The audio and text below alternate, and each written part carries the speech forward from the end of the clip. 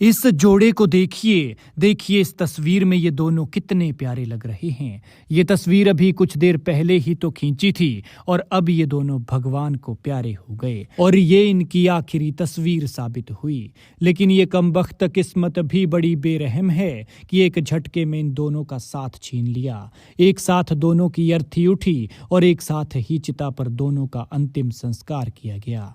इस जोड़े ने मौत से कुछ देर पहले ही ये सेल्फी ली थी, लेकिन किसे पता था कि ये तस्वीर इनकी आखिरी तस्वीर बन जाएगी और 4 साल पहले शुरू हुआ जन्मों जन्मों के इस साथ का अंत हो जाएगा। अभी 4 साल पहले कोरोना काल में ही तो दोनों की शादी हुई थी। दिन भी ऐसे बीते जैसे कल की ही बात हो, लेकिन अब ये बेचारे दुनिया छोड़ गए। सब कुछ खत्म हो गया और बूढ़े माँ बाप का ना बेटा बचा ना बहू बची।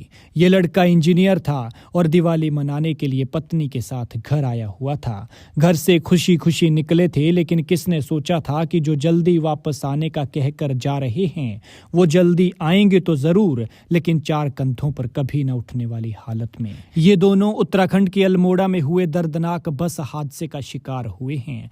दुल्हन बेचारी, अभी तो इसका शादी का चाव भी फीका नहीं पड़ा था। सॉफ्टवेयर इंजीनियर प्रवीण सिंह और उनकी पत्नी सोनी को नहीं पता था कि जिस बस में वो सफर कर रहे हैं ये उनके जीवन का अंतिम सफर होगा। दोनों ने साथ साथ जीने के जो सपने संजोए थे वो मरचुला के नजदीक कुपी बैंड के पास गहरी खाई में गिरकर गधेरे में बिखर जाएंगे।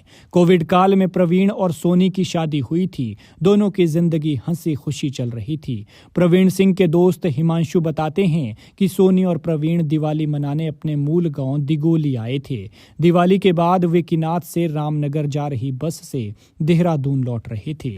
परिजनों ने पति पत्नी दोनों को सोमवार सुबह आशीर्वाद देकर घर से हंसी खुशी विदा किया था, लेकिन उन्हें नहीं पता था कि मौत दोनों का कुपी बैंड के पास इंतजार कर रही है। कुपी बैंड के पास बस की कमानी का पट्टा तेज आवाज के साथ टूटने के साथ ही बस अनियंत्रित होकर गहरी खाई में चली गई और इस हादसे में सोनी और प्रवीण समेत 36 यात्रियों की जान चली गई। प्रवीण के दोस्त हिमांशु ने बताया कि प्रवीण सॉफ्टवेयर इंजीनियर और उनकी पत्नी सोनी ने फार्मासिस्ट का कोर्स किया था। कुछ समय पहले ही वो दिल्ली शिफ्ट हुए थे और किसी काम से देहरादून जा रहे थे। इसके बाद उन्हें दिल्ली जाना था। हिमांशु को अपने दोस्त और उनकी पत्नी की मौत पर गहरा सदमा लगा है।